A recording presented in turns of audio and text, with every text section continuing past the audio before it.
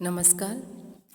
हम पढ़ रहे थे समाजशास्त्र विषय में सामाजिक अनुसंधान के प्रकार।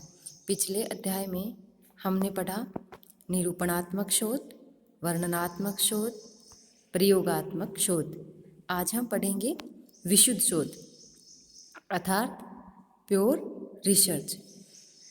विशुद्ध अनुसंधान या शोध व्यवहारिक उपयोग की दृष्टि में रखकर नहीं किया जाता है।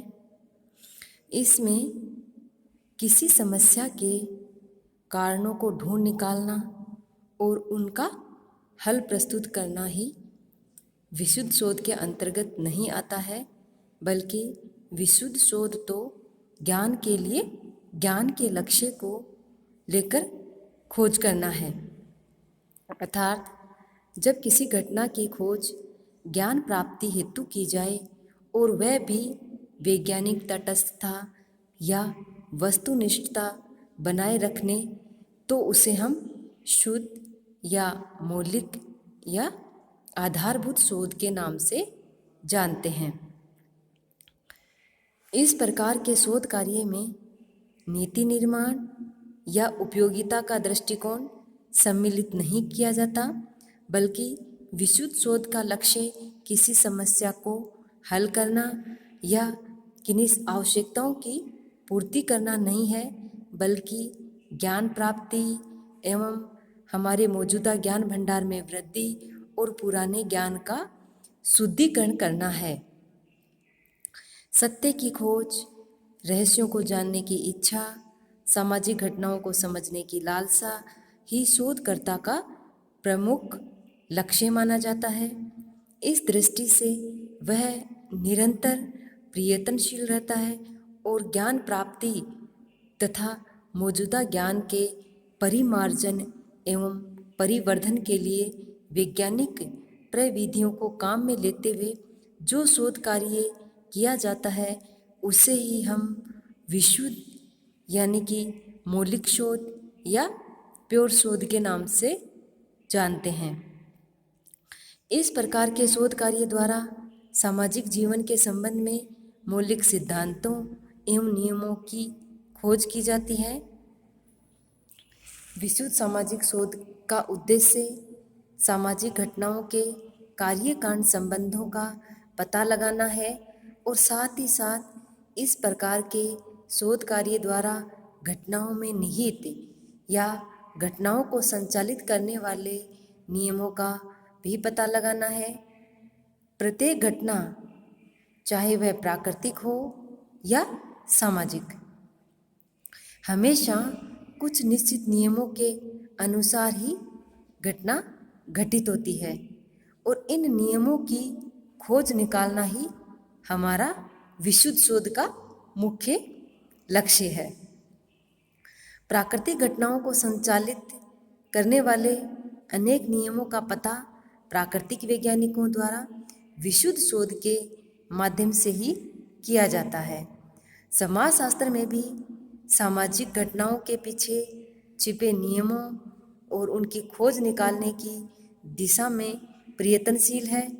इन नियमों की खोज के लिए एक विशुद्ध शोध का ही हम सहारा लेते हैं, अर्थात सामाजिक जीवन एवं घटनाओं के संबंध में मौलिक सिद्धांतों एवं नियमों की खोज विशुद्ध शोध का एक प्रमुख कार्य माना जाता है।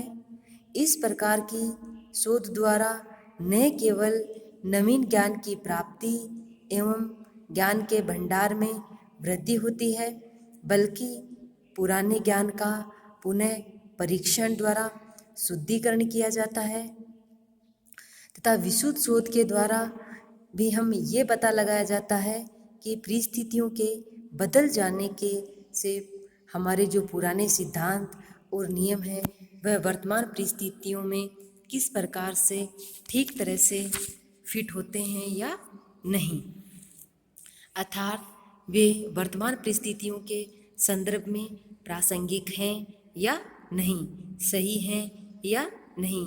ये भी संभव है कि वर्तमान में बदली हुई परिस्थितियों में उनमें संशोधन करना पड़े। जिस प्रकार संविधान में कई प्रकार के संशोधन किए गए हैं वर्तमान की परिस्थितियों के दृष्टिकोण को देखते हुए।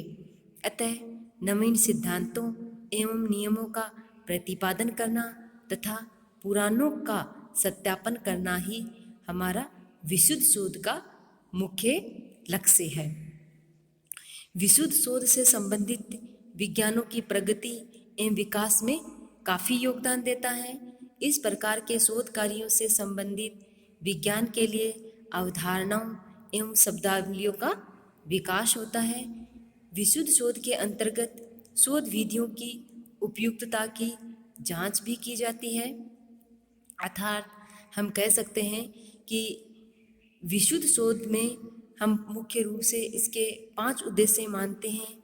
जैसे प्रथम, ज्ञान प्राप्ति का उद्देश्य, द्वितीय, नियमों की खोज, तृतीय उद्देश्य, सामाजिक संरचना की निर्णायक इकाइयों के प्रकार्यात्मक संबंधों की जानकारी होना, चतुर्थ, नवीन अवधारणाओं का प्रतिपादन करना और पंचम, शोध विधियों की उपयुक्तता की जांच करना। अर्थात विशुद्ध शोध के संबंध में कुछ लोगों का कहना है कि ये ज्ञान के लिए ज्ञान की प्राप्ति है, अर्थात भौतिकवादी युग में ये निरर्थक है। लेकिन ये बात सही नहीं कह सकते, क्योंकि आज भी ऐसे अनेक वैज्ञानिक हैं जो सत्य की खोज में निरंतर लगे हुए हैं और उनमें अपने शोध कार्य के प्रति लग्न है और उनमें एक अलग सा उत्साह है। हमें इस बात को ध्यान में रखना है कि नवीन ज्ञान की प्राप्ति एवं घटनाओं के पीछे छिपे नियमों की खोज अंततः मानव कल्याण में सहायक ही होती है। अतः विशुद्ध शोध द्वारा प्राप्त ज्ञान का प्रयोग व्यवहारिक शोध के अंतर्गत किया जा सकता है। धन्यवाद।